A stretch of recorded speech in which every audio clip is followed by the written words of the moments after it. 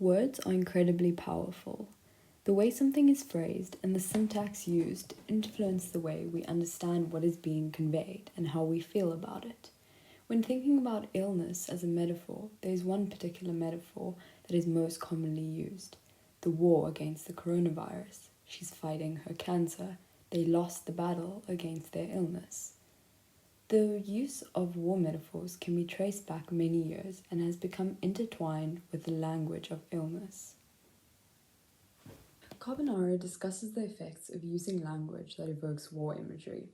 On one hand, war and military imagery can be used to convey a sense of urgency and importance, as well as a sense of hope and resilience in the case of terminal illnesses. By personifying illness, we make it familiar in a sense and are able to sort of conceptualize the illness as something that we can physically fight against. Illness, however, cannot be easily conceived. It is complex and messy and takes on various forms that are specific to individuals, societies, and periods in time. Carbonaro states that the danger is that the war language simplifies a very complex situation. Paul Hodgkin takes this idea a step further in his medical journal by discussing how the war metaphor implies that taking action is a virtue.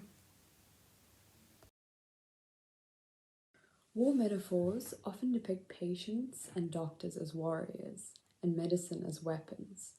The issue arises when the war is not won, the enemy not conquered, and the soldier overcome. Using such a visceral metaphor has an impact on the individual that is often overlooked.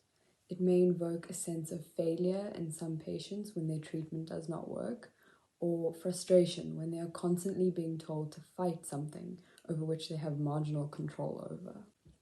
The concept of fighting an illness is one that I find particularly interesting. Illnesses and diseases are not simple opponents. They are unpredictable, invasive, and reside within the body.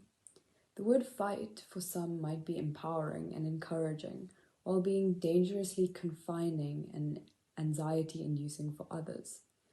It means something different to each individual. The overall issue, I believe, with the war metaphor is that it has become such a dominant part of the language of illness, and it places all patients in one military-grade box of fighters, soldiers, and warriors. Language is an integral part of forming the lens through which we view illness. Ultimately, each individual's lived experience is unique, and as a result, a greater degree of metaphorical pluralism is needed in the language of illness.